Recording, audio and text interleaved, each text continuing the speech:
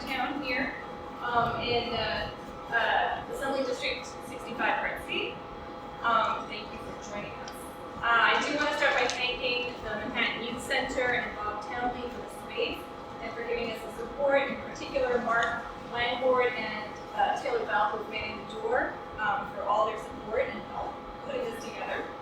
As I said before, it's our first time doing the Zoom technical and in-person meeting, so we appreciate, I'm sure there'll be hiccups, so we appreciate your patience. We're here today to discuss a rare and important opportunity to provide much-needed affordable housing in our city at Tower 5 of the World Trade Center. Since the founding of the Lower Manhattan Development Corporation, first responders, survivors, and community members led by our late Tom Goodkind have advocated for 100% affordability at Tower 5 of the World Trade Center. We want to make sure that we achieve this goal. Right now, our coalition has 3 formal asks.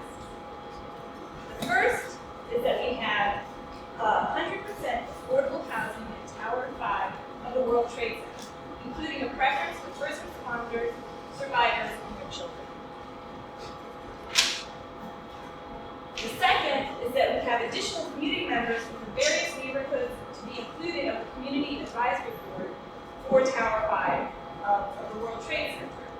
And finally, the Community Advisory Council has regular meetings that are transparent and open to the public.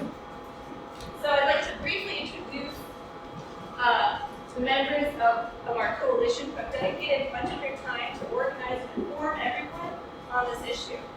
So first we have manning the Zoom, Taylor Banny, who has done an amazing job here.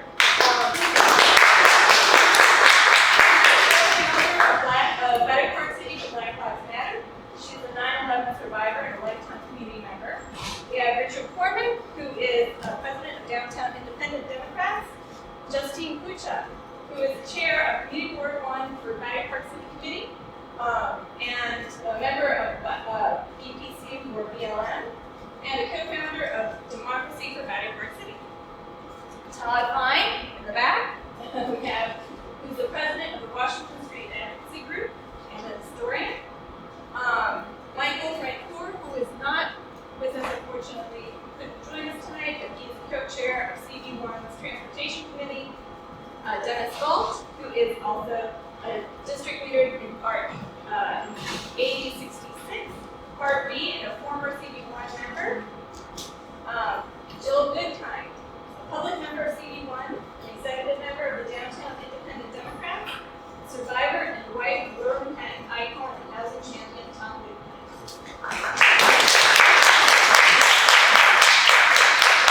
Pat Gray, also a member of Better Park City for Black Lives Matter and a longtime community member. And Mariana James, who is World Trade Center Health Program Scientific Technical Advisory Committee member. She's a World Trade Health Program Survivor Steering Committee member and the CB1 Quality of Life Committee co-chair and treasurer. And Roseanne Perry, who is a member of Better Park City for Black Lives Matter and a longtime community member. So thank you everyone for being here tonight. We're going to have Todd Fine who's going to give us a brief history on the World Trade Center site and on Tower 5. So this is our mic. Right. Thank you everyone for being here. I'm thrilled to see so many people here and online interested in this issue. I'm a historian who studied both the Little Syrian neighborhood, so I'm interested in the history of this area as a working class immigrant neighborhood, which we should never forget. And also has been trying to understand the World Trade Center reconstruction and LMDC. And this is somewhat of a convoluted story, and I'm going to try to give you a very brief introduction of the history of this site, but I can't do justice to it. But part of the reason that we're all coming together is we all need to understand this better from all of our expertise and understand how we can influence this, because I think most people here agree that the reconstruction has been as democratic as needed to be, and this is our last chance to correct it. So the Deutsche Bank building site 5 World Trade Center is 130 Liberty Street, directly south of the World Trade Center. It was a 39-story building, the Bankers Trust Building, some people know it as. It was heavily damaged in the September 11th attacks. It had a huge gash in the north side. There was immediately after September 11th, there was a dispute with the insurers about it, with Deutsche Bank and their insurers, and eventually the LMDC stepped in to cover that dispute. Actually, the Senator George Mitchell resolved this dispute. What is the LMDC? For people who don't know, the LMDC is a joint city-state public corporation that was designated to spend funds of disaster money from the federal government after September 11th. 20 years later, sort of inexplicably, it still exists. And one of the big reasons is because they want to dispose of this site. The HUD money was used to buy the site from the Housing and Urban Development. In 2004, they began the demolition. The demolition was controversial. Many people who are here tonight advocated that it be done in a better way, but it was done in a way where the demolition and the decontamination of the site, asbestos and other things, were done simultaneously, which many people believe had created a lot of problems. And as we began to see, it was managed awfully. I don't know if anyone could dispute that. Most sadly, because there was a massive fire in 2007 that killed 2 firefighters, and we have one of the fathers of the firefighters who passed, Joe Graffinini, with us tonight.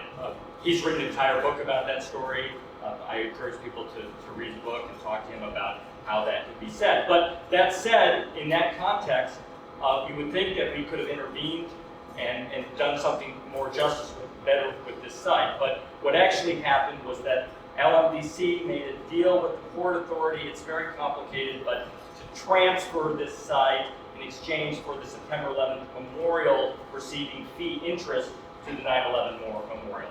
It's not clear why this private nonprofit needs fee interest or needs to own the land itself. It could be a national park, it could be owned by the state, but they want to have it, and this is basically the justification for producing revenue to compensate the Port Authority.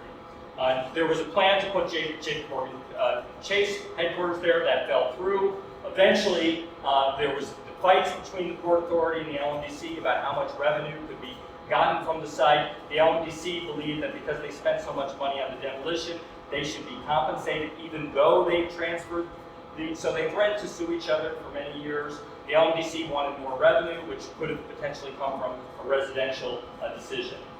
As we know, there were some scandals at the Port Authority that led to new leadership at the Port Authority. So in 2018, 2019, finally a deal was made that I received through a FOIL. It was not made public, Freedom of Information request, that there was an appraisal process that would be done in leading to a request for proposals between Alicia Glad, the LMDC, and the Port Authority. That was begun in the summer of 2019. There wasn't a lot of interest. There wasn't a lot of time. Apparently, there were only 5 bids, but the winning bid was Silverstein and Brookfield, which pledges to do an 80-story tower at the site, which will have 25% MIH or mandatory inclusionary housing equivalent. But there's public process going on to some degree, a community advisory committee being run by some CB1 members, but as mentioned, one of the demands here is that this involve the community more tonight. But this process is not finished. It requires the federal government to sign off on it. It requires the public to participate in an attempt to actually change the general project plan of the World Trade Center to allow residences, which wasn't previously allowed. So it's a very complicated process, but the bottom line is that the federal government, the American people in New York paid for this. We still have authority on what it should be through changing the general project plan. The Biden administration has to support it. So we believe that tonight, just by discussing this, we can come up with an alternative proposal, and we're in full rights to do so. So thank you very much.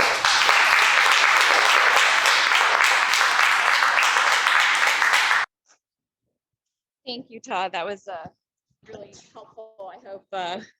I hope, and I'm sure there'll be questions, and we can have them a question session later. And sorry, I'm not in the Zoom, but our next speaker is going to be Jill Goodkind. wife of Tom Goodkind and longtime community member and dedicated to fighting for affordable housing. So.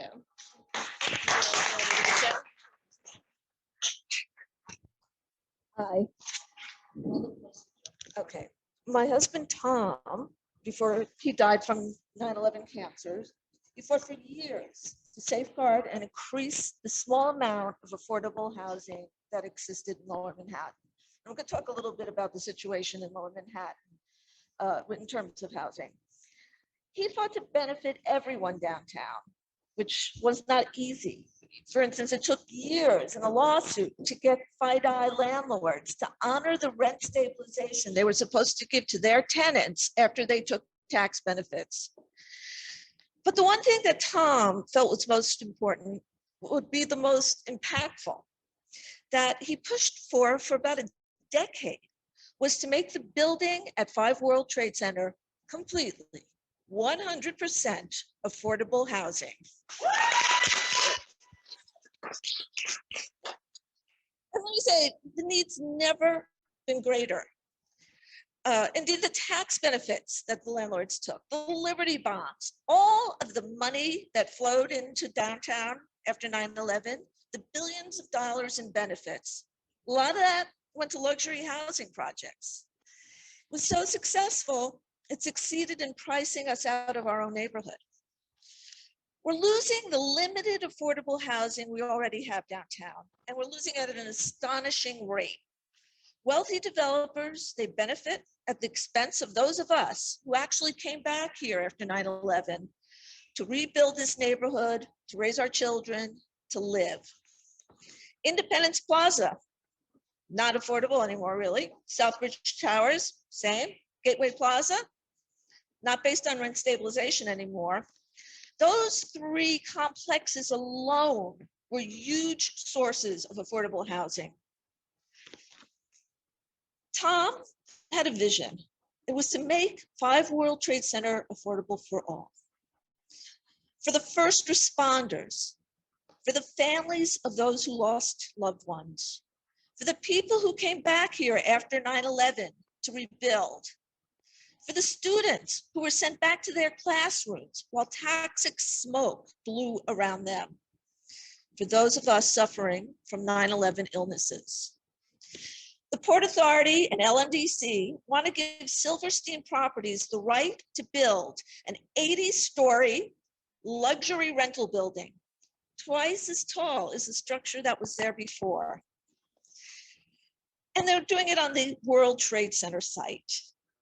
And they're doing it while our children, our seniors, our first responders, our grieving families can no longer afford to live here.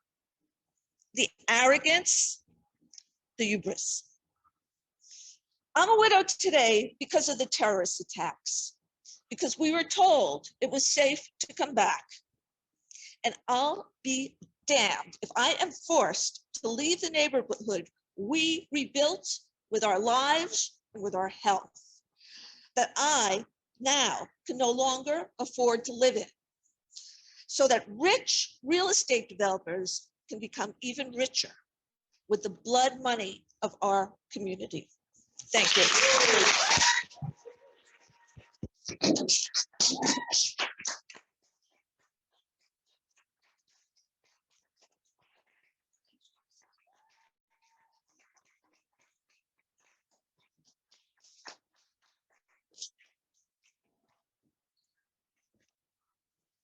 Thanks so much, Jill, for such a moving tribute and for reminding us that yes, that's why we're here, because we all helped rebuild this neighborhood that we now can't afford. So I'm going to ask now Kimberly Flynn. Oh, I'm sorry. And great, thank you. So Kimberly Flynn is going to discuss the survivor history. She's from the 9/11 Environmental Action. So thank you all for including me in this very important gathering. Jill covered so beautifully the history that has to do with, you know, why we use this word survivors. Survivor history obviously begins on 9/11 when Lower Manhattan's neighborhoods came Thank you all under, on Zoom for bearing with us. We are just setting up, I'm sorry, what? making sure our audio is all set. Give me 1 second. And please bear with us, Kimberly. I think you started, but start over if you can. Can you hear me? We can hear you now, loud and clear. Yay, thank you. Okay. You guys. Thank you very much for including me.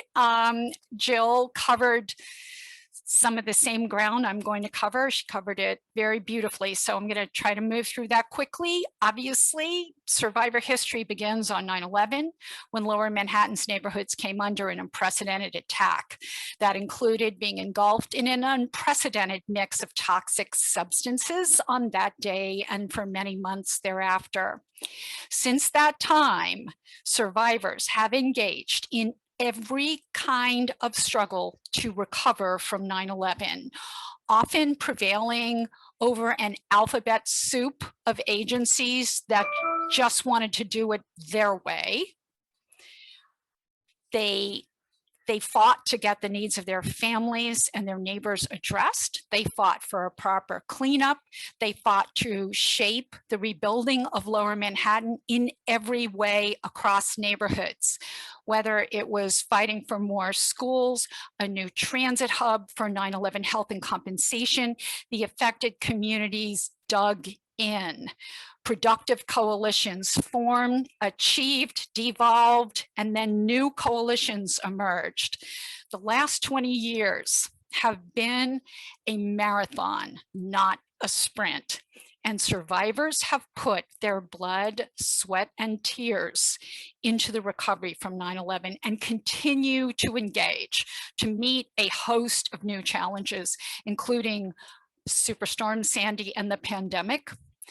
Now the community is building on the foundation of affordability and inclusion laid by the late, great Tom Goodkind. So I'm going to very quickly shift to some, basically data points that Mariama James wanted me to cover. I think, as a lot of people know, survivors under the definition in the James Zadroga 9/11 Health and Compensation Act are the people who were exposed to the World Trade Center disaster because they were living, working, or attending school in the New York City disaster area, Lower Manhattan below Houston Street and part of Western Brooklyn. The survivor program in New York City is principally the World Trade Center Environmental Health Center, operated by New York City Health and Hospitals. It has clinics at Bellevue, Gouverneur, and Elmhurst, as many people who are involved in this meeting tonight know well. The total number of survivor patients at the World Trade Center Environmental Health Center is some 13,000 people. Those numbers are going to grow. They are going to grow over time as, unfortunately, more people become ill. They are going to grow over time as new conditions are added for coverage by the World Trade Center Health Program. Currently, the health program, survivor program, is a very diverse group. And it's my understanding that the demographic breakdown for the survivor program is 50-50 gender. Half people, actually, this is not demographic, but exposure based. Half were in the dust cloud on 9/11, half were not, but were obviously exposed in the weeks and months following. 19% are African American, 14% are Asian, 23% are Hispanic, 41% are white. Approximately 3% are unknown. This is self-report information, so some folks didn't report. Less than 1% are Native American Indigenous, less than 1% identified as other.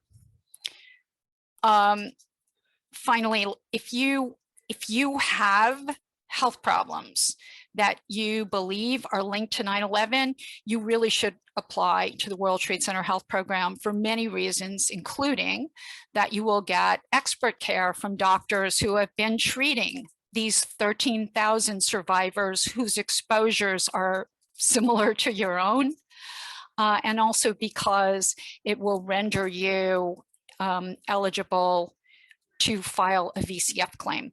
I don't want to slow the momentum of this push for Affordable Tower 5. So all I'm going to say is, if anyone is confused about registering for the VCF, particularly about the July 29, 2019 deadline, please get in touch with me. I'm at 917-647-7074, and lots of folks on board one have that phone number. If you call me, just leave me a message and I'll get back to you. But I think we need to head into the meat of this meeting, and more power to everyone here. And may we get an affordable tower, truly affordable Tower 5. Thank you.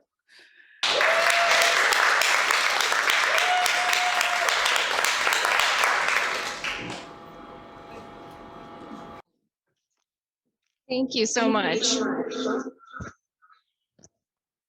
Sorry, still working out the kinks here.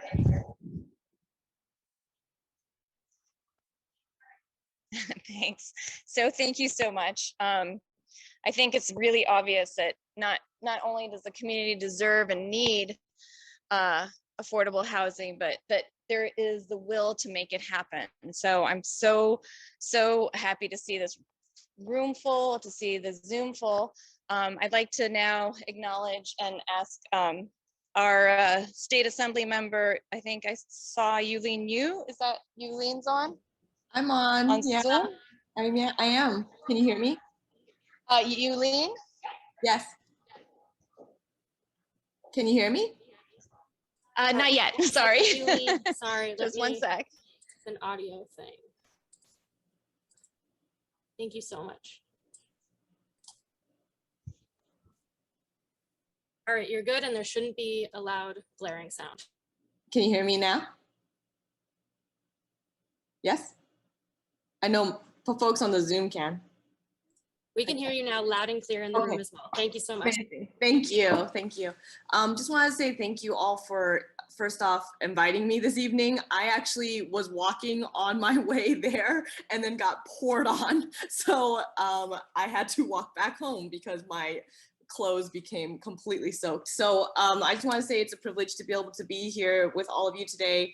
I just want everybody to know that, we got to hear from Jill, we got to hear from Kimberly. Please, make sure that if you are not signed up for the health program, please do if you are eligible, and then also make sure that you're also seeing if you're eligible for the Victims Compensation Fund. I think it's so important. People don't realize that some of the folks who we know every single day have still not signed up, and they should have a reminder as well, and we'll make sure to continue to completely push forward to remind folks and to continue to fund it. I think it's really important that we continue to fight to fund it continuously on the federal level, but also to have the expansion on the state level continued as well. I wanted to say especially thank you to Jill for talking about what Tom had talked about for so long, and also to be willing to share some of the wishes that Tom had. He is the person who drilled into me a little bit about 421G, about the World Trade Center 5, and some of the things that folks have been fighting for. Building. I think that one of the biggest things, when we're talking about places like Battery Park City, for example, people forget, right, that it was built to have affordable housing for folks. It was supposed to be more than 50% affordable. People forget that. That was the intention of Battery Park City, and that was the intention that folks had when they were building it. And that has been lost throughout time. And I think that it's really reassuring to see affordable housing at the site for WTC5, but making only a small percentage of one single building affordable does nothing really to solve our systemic housing problem or to address the root causes of housing insecurity in our community. Our community suffered tremendously from September 11th, both physically and mentally. And I know that a lot of my neighbors still, some of them can't even go into some of the high rises, can't even go into some of the tall buildings. We are still experiencing the aftershocks of that damage today. A lot of folks have health issues and are also just starting to experience some of the health issues due to some of the half-lives of some of the chemicals that were breathed in. And this development is both a reminder of the past and a symbol of the opportunity that we have here in Lower Manhattan to build a better future. Whether that comes in the form of affordable housing, small business spaces, community use areas, it must serve us as a community. And we must do everything in our power to support the residents and the community that would otherwise be priced out. Our community deserves a transparent and responsive city planning process that actually incorporates our community's feedback in a meaningful way, unlike a memorial that was just proposed by our governor, and guarantees projects are accountable to our local community's needs. We can start by expanding the number of affordable housing units at 5WTC, and we must ensure that all future development is truly and permanently, deeply affordable. Too often we've seen developers chasing big deals that are actually good for their corporate profits, but bad for the community, just like Jill had just mentioned. And we can't afford to be making these mistakes at a time like this. After this pandemic, we have seen how important it is that we have housing down here. And plans like that, that ignore our community's infrastructure, like grocery stores that are needed, open public spaces, or favoring private event spaces and high rent commercial luxury buildings that really just pad developer profits without deepening the sense of community. All of our building projects should actually advance our community core principles instead, right? And I hope that 5WTC can serve as an example of how we do this process right. And as a community, I know that folks have fought, the folks in this room have been the ones who have fought to protect Elizabeth Street Gardens. The folks in this room have been the people that have fought to make sure that children are protected at 250 Water Street, around that area, right? We have been tortured online by people who have been calling us certain names, etc. But I will say that, this is one of the ways that, we want affordable housing in our communities. It's very true. It's just doesn't belong on particular sites, right? And we could have truly affordable, deeply affordable, and many hundreds of units in 5WTC. And I think that this is something that our community has been wanting for a long time. And I hope that 5WTC can actually serve as an example of how we can ask for these outcomes and get these outcomes and get that truly affordable housing for our community. Thank you so much.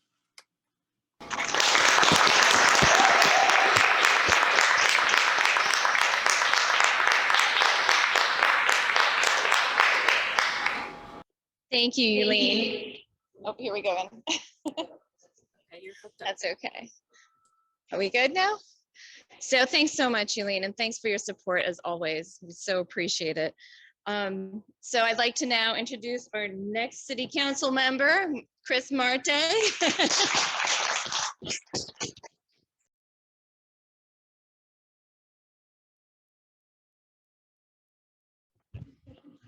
Well, first of all, thank you for everyone for being here. Thank you to the coalition, all the people involved that got this meeting started.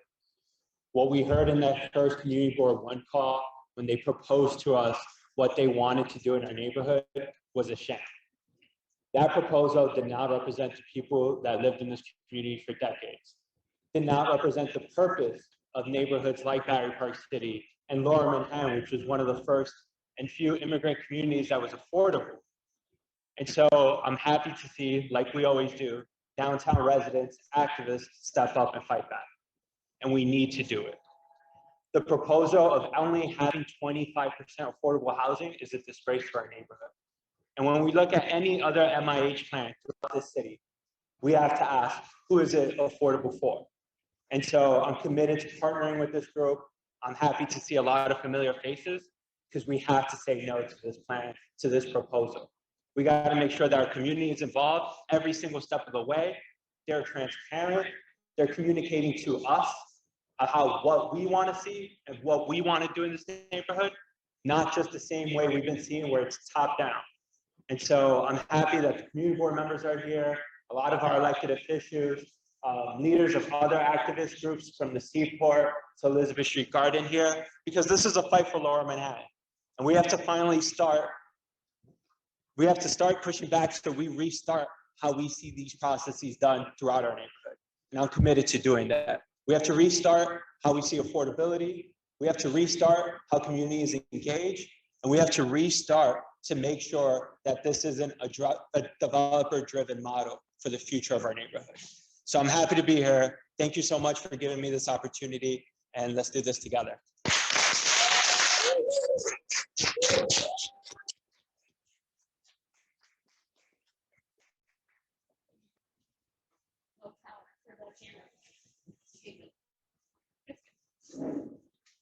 She's got your mom's got a battery behind.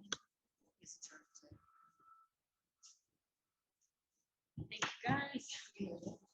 It's not dead yet. It's just the low power, so the camera's not connected.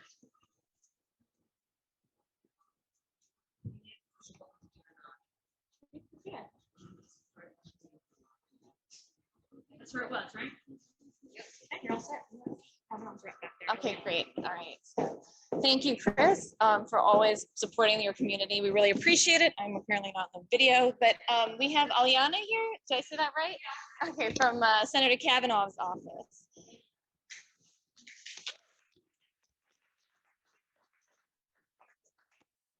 Hi, everyone. Oh, okay. Okay. Hi. I know that you're all used to Lizzie Lee, my coworker, who's lovely and is now working more closely with our legislative team.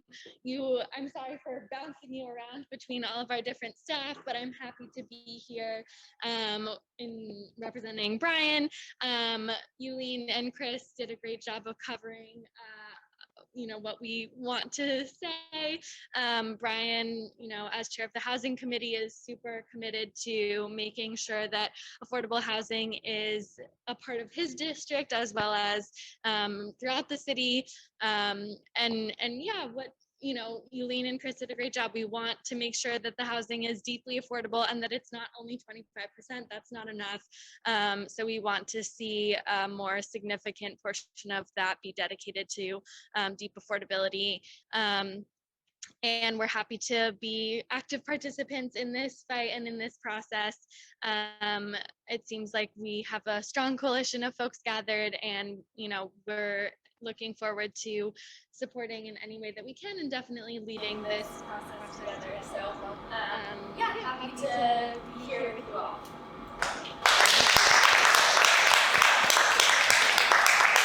You have a quick question? Yes. Yeah. Yulene and Chris, of course, are broadly committed to this thing coming out the way it should, but the senator chairs the housing committee. Say it again. Sorry, that's our Bluetooth connection. Good evening. City council doesn't have a direct say over this. Yulene arguably has input, but she's one of many assembly members. Brian chairs the housing committee. Are you prepared to commit on his behalf that he'll kill this thing if the deal isn't changed? I think Brian is.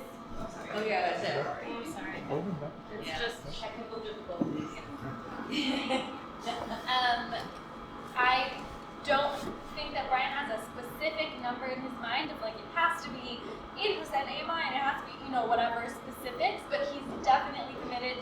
a much larger number, much deeper affordability. So I don't want to give you like a specific promise for what he wants to see exactly, but he's definitely with you. He's definitely supportive of this. And I think that as this sort of, sorry, I'm hearing yelling on this side. Sorry. But we definitely want to be involved and make sure that what the community wants is being reflected, and that folks who need affordable housing, that their needs are being reflected. Glad is with this group. This group is looking for 100%. Got it. Yes, to repeat, this group is looking for 100% affordability. We are definitely excited about that. I mean, Brian is, as we know, we're going to need to find a source of revenue for this, and so that will be, a heavy lift for sure, but that doesn't mean we're not committed to searching for that and to looking for that together. I think we're excited to brainstorm together to see how we can make that possible. Yeah. Anything else? Awesome. Yeah, we're excited to do this together.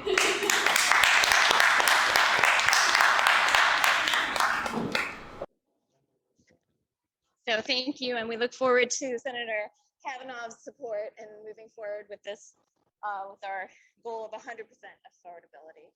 I did just want to acknowledge Hannah, who's here from Representative Nadler's office. Thank you for joining us tonight.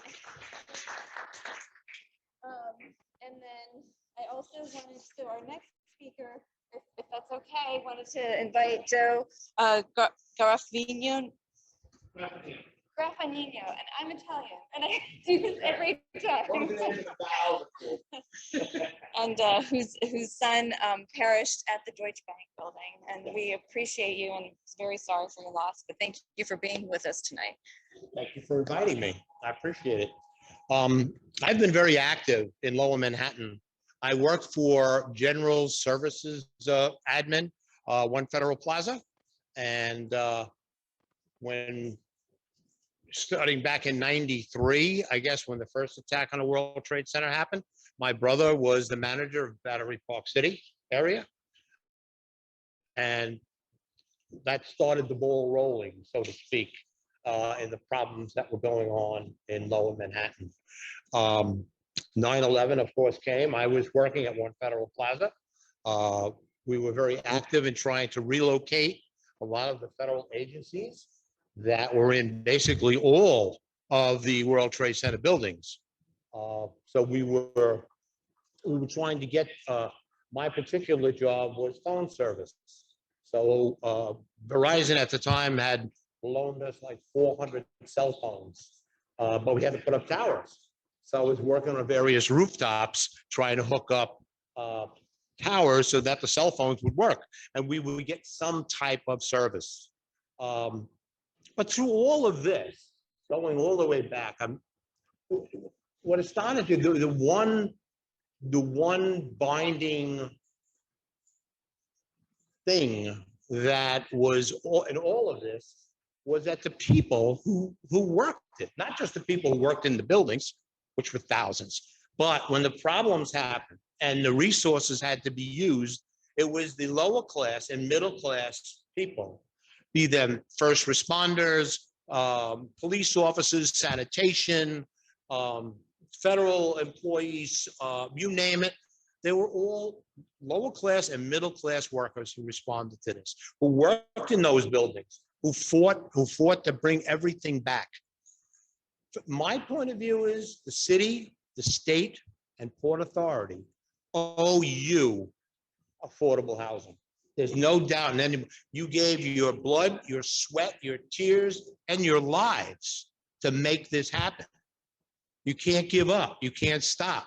Just because they're trying to edge you out, you got to keep fighting. You got to keep fighting. You got to push back. You got to do whatever needs to be done to have affordable housing at the World Trade Center building. That's what I got to say. Thank you. Thanks so much. Thank you. Thank you so much. it means a lot to have your support and the support of other survivors from across the city. So thank you very much. Sorry, I just lost my agenda. So we are actually going to now we're going to talk about what we've already done. So I'm going to ask Mariama and Taylor, I can switch places, to talk about what the coalition has already done, and so how you'll know our website and whatnot, and I'll let you take care of that. Thank you. So I think we moved pretty quickly in pulling this all together in a very, is that better? Not organized way, and the things just fell into place. And it started with, let's get a social media site. Let's, buy a domain with this name. And really just very organically, everything began to come together. People began to join. And now today we have a Facebook page with over 100 likes. We have a wonderful website that was built by one of our executive committee members, for lack of a better term, Michael Francoeur, and that is affordabletower5.com. There you can see all of the organizations that have joined us. I would name them, but I don't want to leave anybody out. But some really wonderful organizations.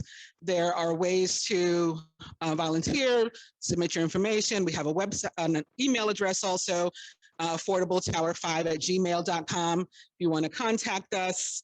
We have a Facebook group that's more private. People want to, share and talk, and it doesn't have to be specifically about the tower. It can be something survivor related or, something neighborhood related that we need to discuss. Please feel free to join that group and talk to us there. We have YouTube channel. We only have one video up, but it's a wonderful video. It's a video of the, what was that position? Manhattan Borough President. Senior moment. I just had my 50th birthday.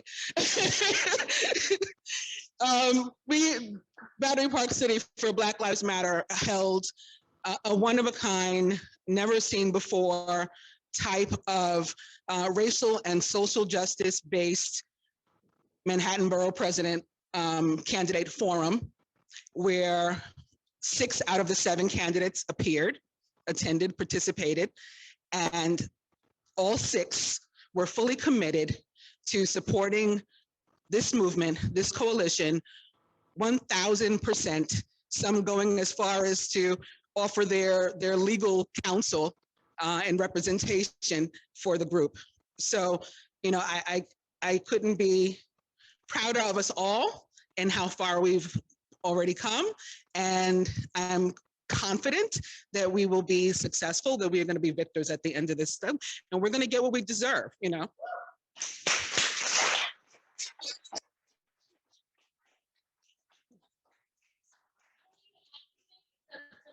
guys are all have positions, which are on the screen. So far, 85 companies have signed it as individuals, and over 1,000 organizations with many members on their listservs. Yeah, so if you haven't yet, sign the petition. For those on Zoom, you can see it. It's being shared with you on shared screen, and we're trying to build a momentum. So send it to whoever you can, talk about it, and I can come to the front and hand this back. But yeah, I think Mariama said it all. Thank you, guys. Thank you, Taylor and Mariama, and Michael Francoeur, who is not couldn't join us this evening, but he also helped quite a bit on the website. And it's been a lot of hours and a lot of work and a lot of dedication, and I really, really appreciate it. But we're on our way. We're on our way to building a coalition that's going to make this happen for our neighborhood as we deserve. So I'd next like to ask Richard Corman to come up and speak about what we can do, what more we can do, and what we're going to do moving forward. Thank you, Victoria. So I'm Richard Corman, president of Downtown Independent Democrats. And you've heard so much here with so much eloquence. I'm not sure how much I can add, but I do want to say a few words. First of all, this is going to happen with our support, with the support of the community, the support of our elected officials that are here and with us, and those that we can bring together into this movement. There isn't a lot of time, but we have to do it, and we have to do it now. We in Downtown Independent Democrats have been fighting bad development plans for years. We've been fighting alongside of our new council member, Christopher Marte, for all these years, and we're delighted that he's going to be with us going forward, fighting this one as well. We fought Elizabeth Street Garden. We fought Two Bridges. We're still fighting, not just fought. We're fighting each of these. They're not over yet. The Chinatown Jail, the Soho NoHo rezoning, 250 Water Street. You've heard about some of these. Why are we fighting them? Because they're bad plans. Not because we don't want affordable housing or we don't want development. We don't want bad plans.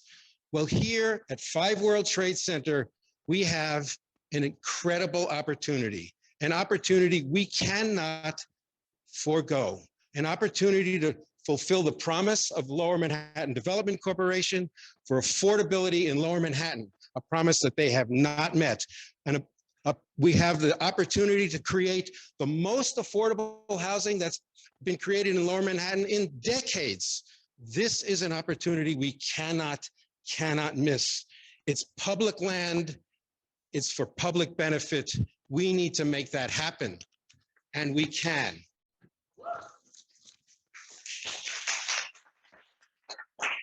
Those plans that I talked about, they're bad. They destroy more than they create. Here we can create something amazing and destroy nothing. It's public land for our benefit. We have to make use of this moment. So I want to ask this. People say people in Lower Manhattan are against development. We're against affordable housing. Well, are we against affordable housing in Lower Manhattan? No. 100% affordable housing here at 5 World Trade Center. That's what we want here in Lower Manhattan for the first responders, for the people that built this community, the people that revived this community, the 9/11 survivors. This is what we want. This is what we need, and this is what we have earned. And it's there for us if we work at it, if we put our effort into this, but we don't have a lot of time. You heard from Todd, this train is moving, and we have to get in front of it. We have to move it in the right direction. And with the help of our elected officials and Chris, we can do this, but we need your help. Sign the petition, get on our website, get on our mailing list, look for our next rally. Join us. This is important. This can change the neighborhood of Lower Manhattan. We don't need more luxury development that'll make this place just even more unaffordable. We need real affordable housing.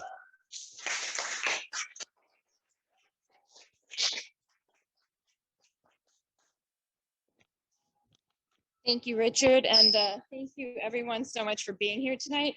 We'd love to have your, well, we have your support, so thank you so much. We'd love to have your involvement. We'd love to have you give of your time if you can, and help us organize, help us write letters, help us do the next part of this movement.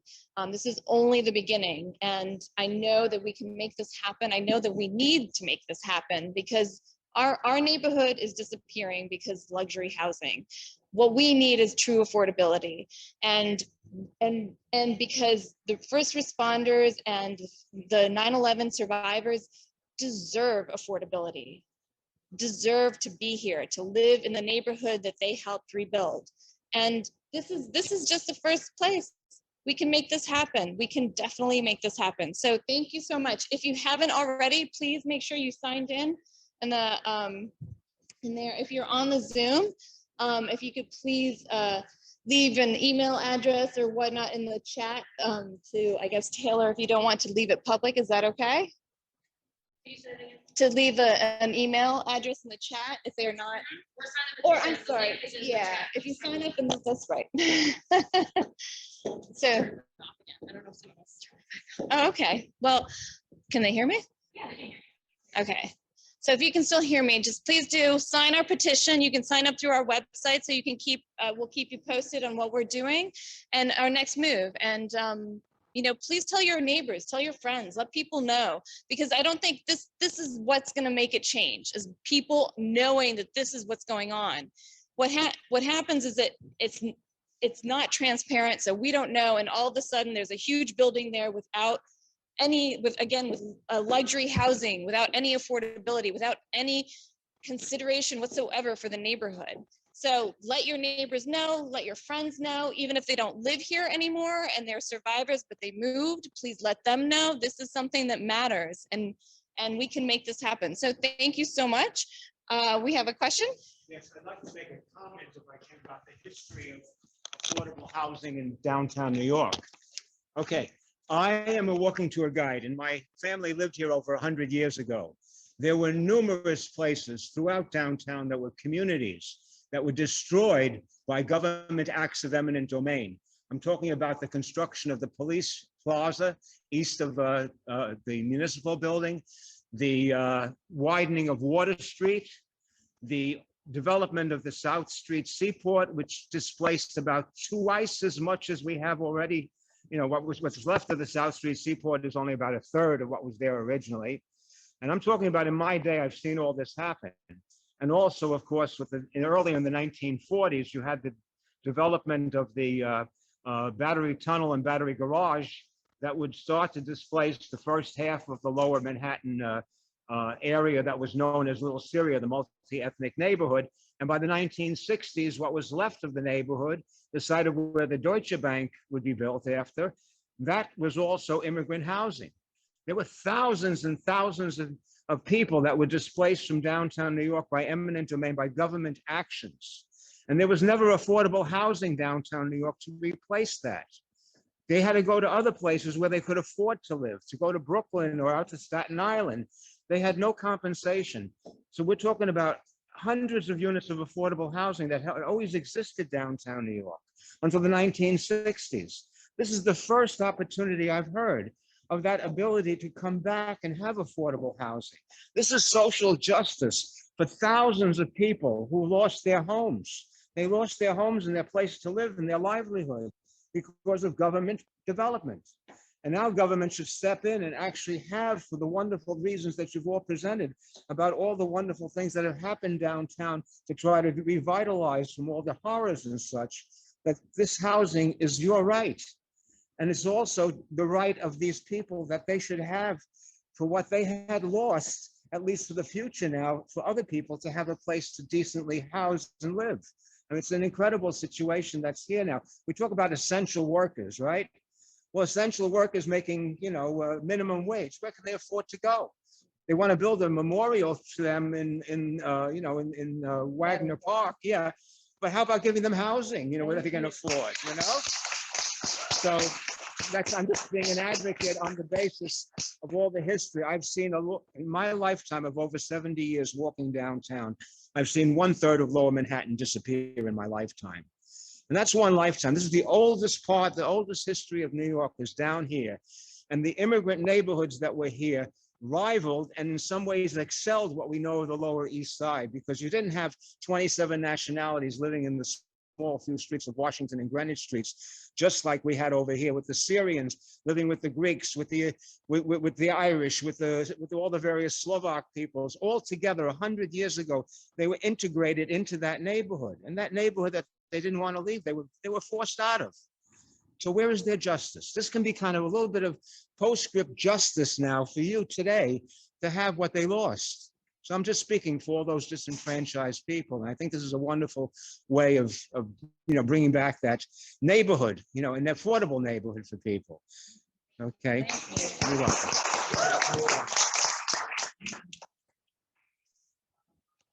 Yes, I just wanted to add one more thing to put it in perspective. The current building plan calls for about 1,300 apartments in that new building. Imagine if we had 1,000 or 1,300 or 1,500 real affordable apartments for families in this community. Imagine what a difference it could really make. Thank you. Yes, thank you so much. And thank you for sharing your history. Oh, okay. We have a Zoom speaker. Mariana Braverman will, just one moment and we'll get you set up so you can, Okay, give us 1 second, Marianne, and I'll get you set up. just, yeah. I unmuted myself. And Are introduce you hearing yourself me? for us. I'm sorry. Let me just get the audio connected. 1 second. Okay.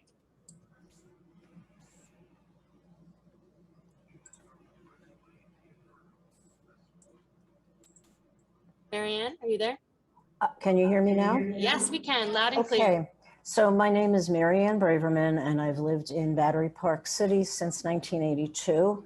And I worked down here until the South Tower fell, and I then worked in Midtown. I want to put a word in for a group of people who need housing and who are part of our lives here. And these are people who work pretty much at minimum wage. I'm talking about nannies, home health aides, people who work in restaurants here and retail stores. They need places to live near to their work, because I have seen people travel for 2 hours from the far edge of Brooklyn to get to Lower Manhattan and earn minimum wage. And so I just want that to be a group that is not forgotten as we talk about housing for our community, that these people are part of our community and they're contributing to our community. And honestly, they would help to diversify our community and our schools. So just want to plant that seed in everyone's head that I would like those people to be included in some manner in the housing that we can get for them. So thank you very much.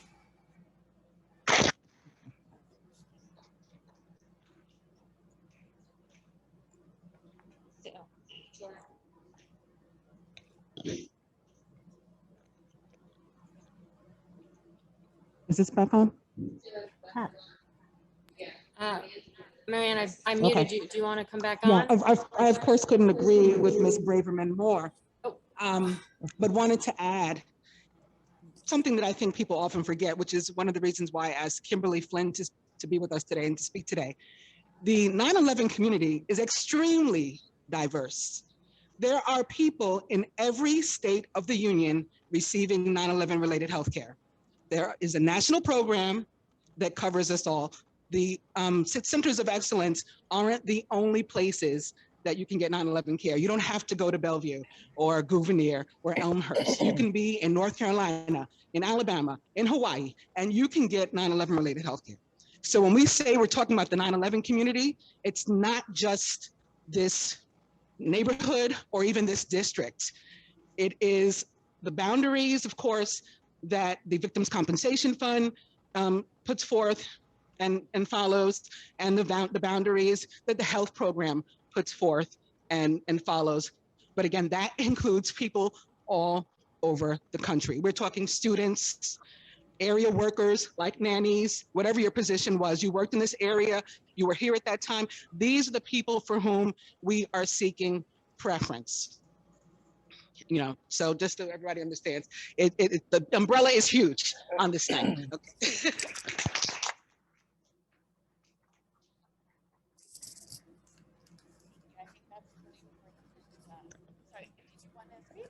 Would you mind coming up here? It would just be easier for our load. Hi, I live 2 blocks south of the Trade Center site, and I worked with Kimberly Flynn in 9/11 Environmental Action to fight against the Deutsche Bank demolition the way it was and watch that fire from my rooftop. So I just want to say that there's a difference between affordable housing and low-income housing, and no one uses that term. And it really bothers me that no one uses the term low-income housing. That's more than what we need, because affordable housing, you could be earning $100,000 a year to get affordable housing. It's kind of ridiculous. But what I also want to talk about here, because we're sort of talking in circles, is I want to know about next steps. I know we have to have our elected officials on our side and working with us, but can we also crash these meetings? Can we protest? I want to know what our next steps are, what we can plan for our future of this group. Thank you.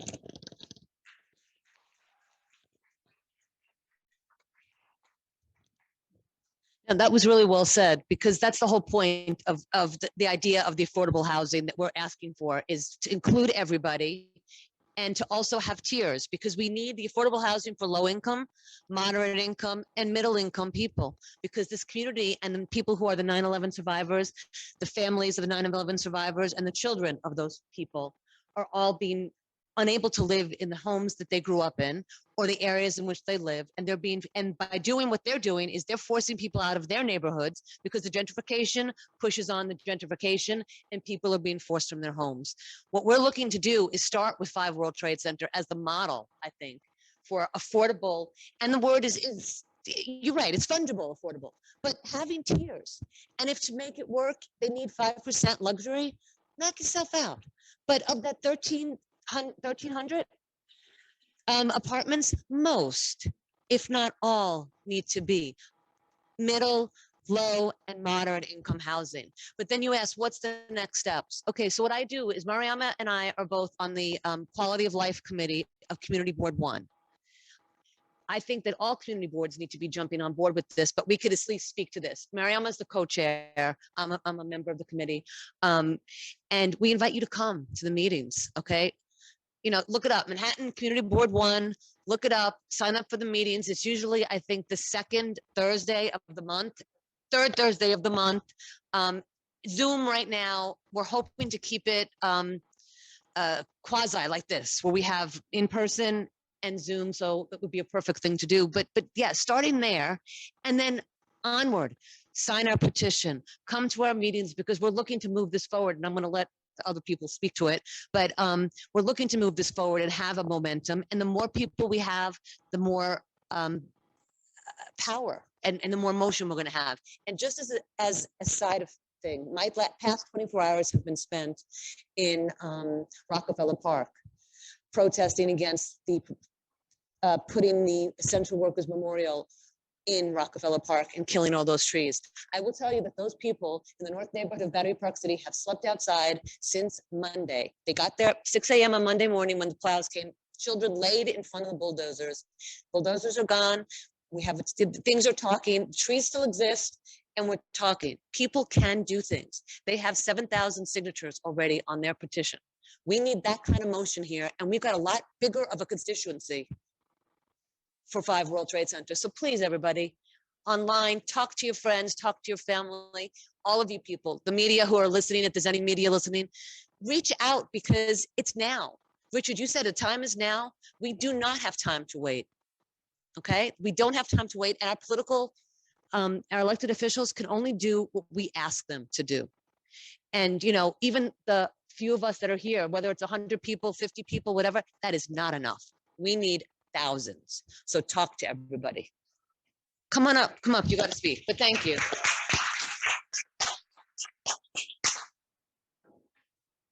Thank you. Speak into this headphones. Okay. Yeah, my name's Lynn Ellsworth, and I just have some questions about strategy.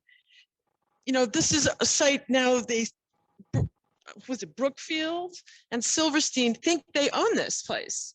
And in the court of law, they might. So I think there's a question of how do you seize the property rights away from them? And I think that should happen. But I think if this fight is cast as an MIH battle, you're gonna fail. MIH is a failed policy that has only produced mandatory inclusionary housing. It has only produced 2,000 units of affordable housing the entire de Blasio administration as of December 2019. So there might be a few more now, you know, but it's a complete failure. I think people know that now.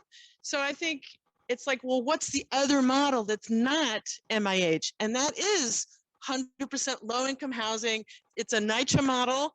And I think that needs to be brought up, that why can't we have something else?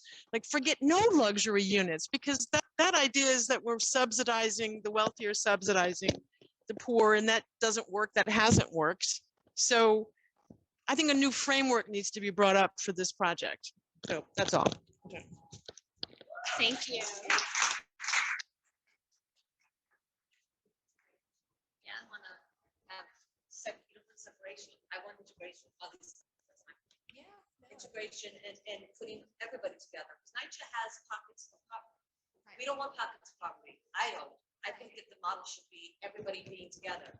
No corridors, no rich neighborhood, no poor neighborhood. We all are equal. We're all people. We should be all living together. Race, income, irrelevant. That's what I want. So I think we have a couple of people on Zoom who want to speak. Taylor, Hey, yeah, I think Lindsay Boylan just joined us. Give me 1 second to set up the audio, Lindsay. yeah. You can just mute me and just go on and do as you'd like. As it works.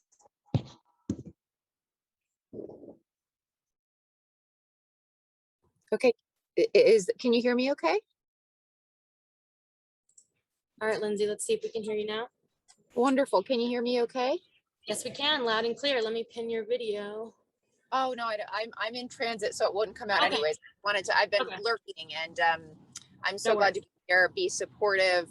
Sorry, I'm a little late, but just piggybacking off of what Lynn was saying, and I think everyone agrees, we can't rely on anything like mandatory inclusionary housing. And when we talk about 100% affordability, we really need to talk about too what that means, because HUD's assessment of area median income isn't affordable for most people, and a lot of people are left out of opportunity. And so I think it is relevant when Lynn says, we may not want NYCHA as the model because it's been so poorly managed, and it's one, a more consolidated income bracket. But I think we just want to reinforce that we should be going for much deeper affordability than even what mandatory inclusionary housing contemplates beyond just the percentage. It should be 100% affordable, but what we mean by affordable has to be much larger brackets, because if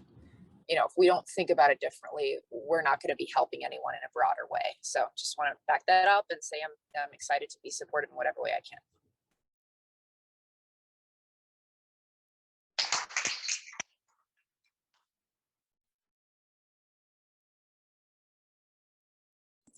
Victoria, would you like to speak as well on the Zoom?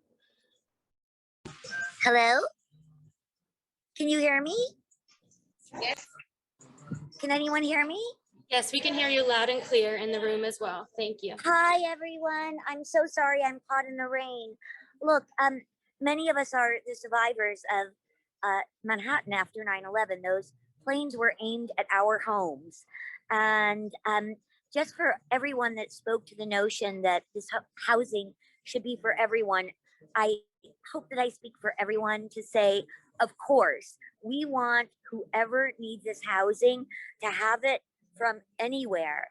But there was $40 billion in Liberty Bond money and infrastructure. We were promised by George Bush, standing on top of that pile, that he heard us, while his wife tried to explain to us how we were to explain terrorism to our children. I know for us, we were 8 blocks away and feeding the first responders while those trucks went down the street. And the money went to Bank One and to build the New York Times building, and maybe something for Navy Yards and the Greenwich Hotel and 57 Reed. We never saw that money. This is our money. And I really would just like to say, on a very personal note, as someone that knows my firemen, and we know them very personally, and I think everyone in Lower Manhattan looks at our firemen as if they are our heroes. We know what heroes mean. And at this particular site, there were firemen that ran into buildings where there were previous building complaints.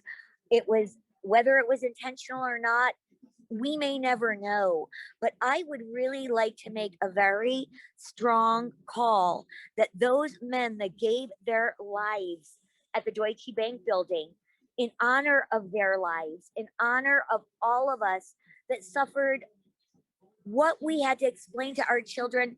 Mine had bats under their bed at NYU that they were going to protect their roommates from the terrorists. So I think that this is really our moment to say, hey, wait a minute.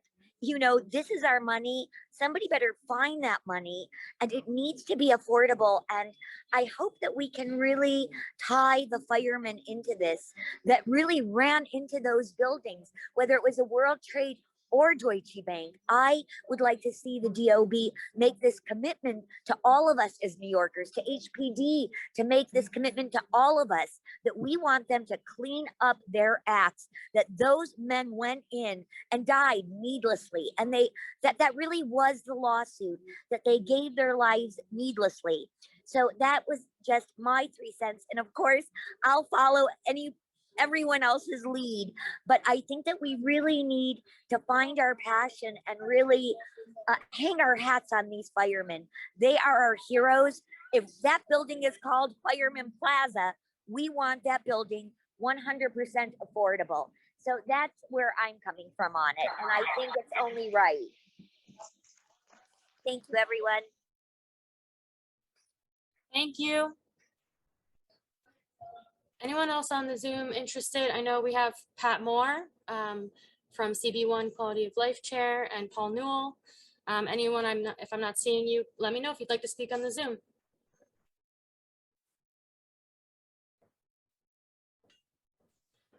May I speak?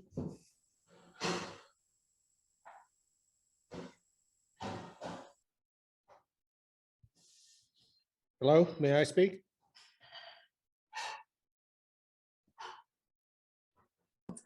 Michael Kramer? Yeah, Is that you hi. on the Zoom? Yeah, hi, Michael Kramer from the Seaport Coalition. Awesome. As you probably know, we've been fighting Howard Hughes with their luxury development in the Seaport Historic District.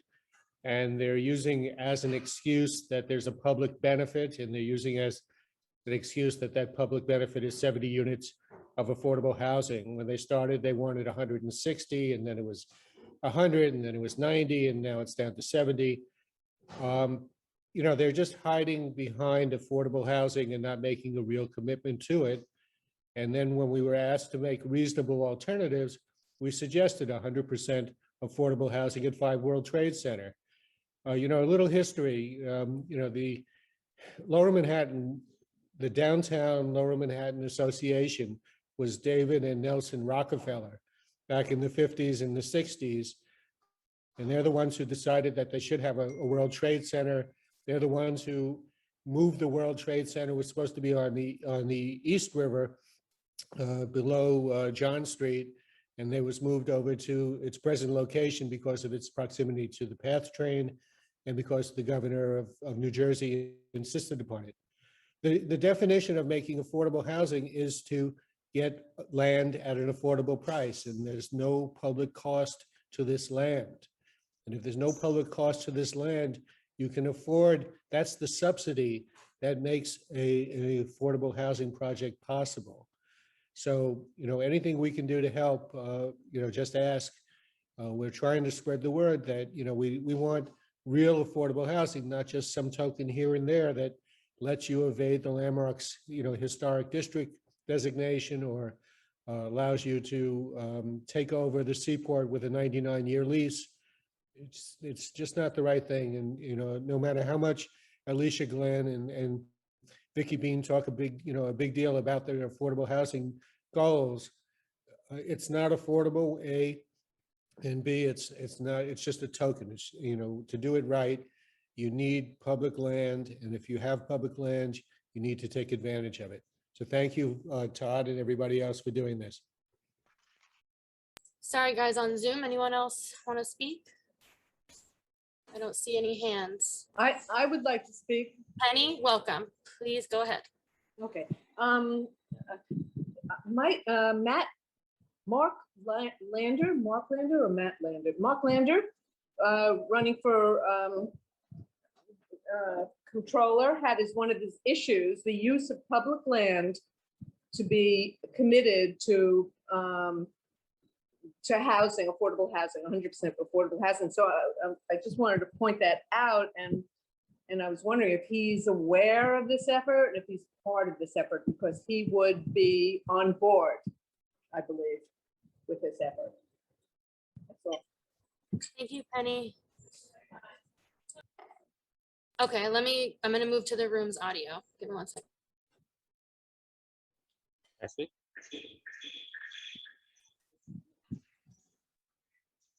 Oh, I wanted to say that I had a brief conversation with Mr. Lander, Brad Lander, about it, but we need more. I don't think he just had very quick conversation. So if anyone knows how to reach him, I do think he would be a great supporter of this, and I know that he, in principle, he will support it fully. I wanted to encourage people to think also about the federal government, because we can't remember, this is federal government money. This is the Housing and Urban Development, which is mission basically is affordable housing, put up hundreds of millions of dollars for this site. And in fact, the LMDC has requested that the federal government suspend normal reporting requirements, because normally if you receive funds from the federal government, you can't just sell it, lease it to a private developer and make profit out of it. They actually are construing this as a benefit because it will somehow enable the September 11th memorial. But that is really unreasonable, especially if they have to suspend the reporting requirements. My general point is that we also need to lobby the Biden administration. I think it's worthy of it. We have in 2 months, we have probably the Biden administration coming here, and we will have the opportunity to tell them what we want on this site and to tell the international press that will be here. I mean, we don't want to take away from the memorial of the people who died. I think we are doing justice by pointing out that this recovery needs to benefit the survivors and be true to the people who sacrificed on 9/11. So I think we have an opportunity to lobby the federal government. And I think we need to think about how we can do that. And I think it could be a signature initiative for the Biden administration if they actually stood up to the Port Authority and the LMDC and say, you're not going to spend our money on this Silverstein project. And we should, this is basically building another Hudson Yards, by the way.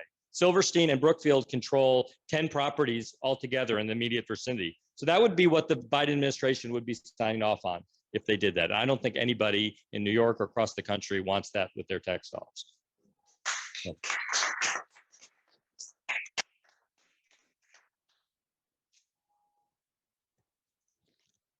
I too just wanted to clarify a few things. So I keep forgetting this darn mask. Finally remember to use it, and now I can't remember to take it off. Just to clarify a couple of things. So this coalition is not seeking to establish MIH, and we're not encouraging MIH. I personally am hugely against MIH. I think it's a joke, and that's not what we're pursuing. Just so everybody understands that. I think there may have been a miscommunication. We are seeking 100% affordability to varying degrees of affordability, tiers, if you will, as Justine said, and with a preference for 9/11 survivors, first responders, their children, and seniors. We're not excluding anyone. That's a preference. We like to see, and why are we doing that? Why 9/11 survivors? Not because we feel we're better than anybody else, but again, because this is 9/11 money, at least in part, that is being used here.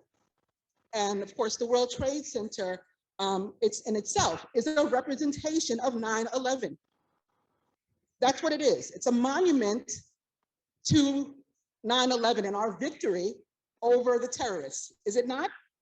So that is why we are seeking preference for 9/11 survivors. It does not mean that we wish to exclude anyone else. But as the speaker said from the member of the public, we do want our due. Don't get that misconstrued either. Don't make that mistake. 9/11 survivors are here for what is ours. That LMDC was created to facilitate the dispensation of 9/11 funds to rebuild Lower Manhattan. Look it up, the definition, why it was created, and when it was created. The sole purpose was to facilitate disbursement of this money to rebuild Lower Manhattan because of 9/11. So if anyone deserves to benefit or partake, participate, whatever word you want, the use of this money, the final change, whatever's left over, that's what we're talking about, the leftover funds, so that the LMDC can close, can collapse. It is 9/11 survivors.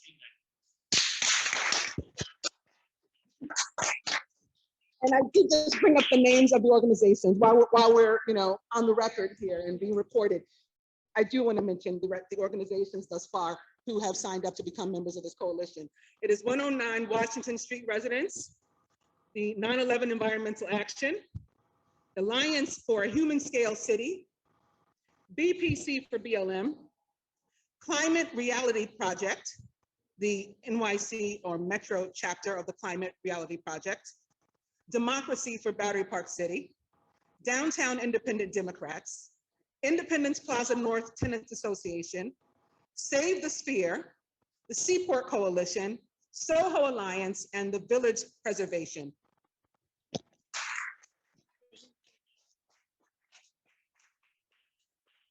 Thanks so much, Mariama. I just wanted to make a quick clarification because I'm not sure if I misheard. I think Lynn before said, this is not Silverstein or Brookfield property. It is not. It is Port Authority property, and it's meaning it's public property, and it is not a done deal. That's why we need to act now. It's not a done deal. So we need to be acting now to make this happen.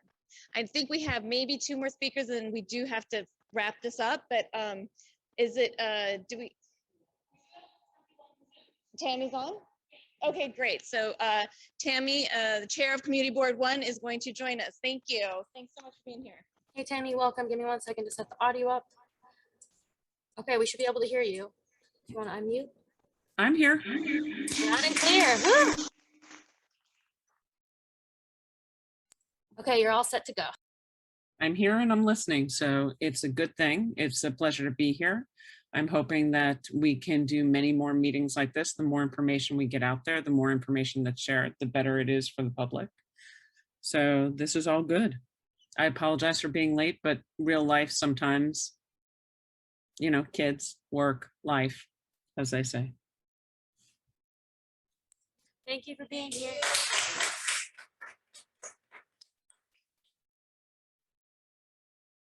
I fully expect every single one of you to keep the pressure up because we are still looking for answers. I think that Mariama, what she was just talking about LMDC and the conversations that were said at the community board in terms of the public response and questions that were raised, we are still waiting for the same answers that you are. And as soon as we have them, we will share them. I can't tell you what it was to, quote, make the Port Authority whole. We've not seen the financials. When we do, we are hoping that we can share that and show everybody so we can have a robust dialogue. And that's, I think, is the core root of where we're starting on this.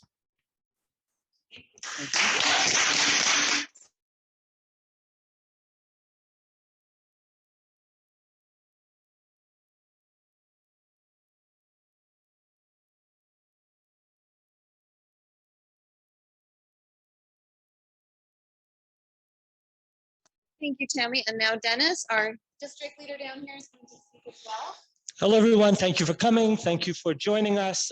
This is so important. And Jill, you know, Tom was a very good friend of mine. That was very moving, what you said earlier. And yeah, Tom talked about this a lot. This is so important. As you know, I'm a public school teacher. I'm joined by Raphael Tompkin, a fellow teacher who's also a DID member. We have teachers who travel 2+ hours a day to come in to teach and then get back on a bus or whatever and go way out to go where they can afford to live. We need affordable housing for people who do the work for the city. And that includes firefighters, that includes police, that includes teachers, nurses, the people who drive the buses. These are the people who make this city run. So if we build this tower to the affluent, there's going to be no bus drivers living in there. And that's just wrong. These are the people who make the city run. We have to honor these people, and we have to honor the people who survived the attacks on 9/11. And so this is the right thing to do. This is a powerful coalition, and I'm just honored to be part of this group.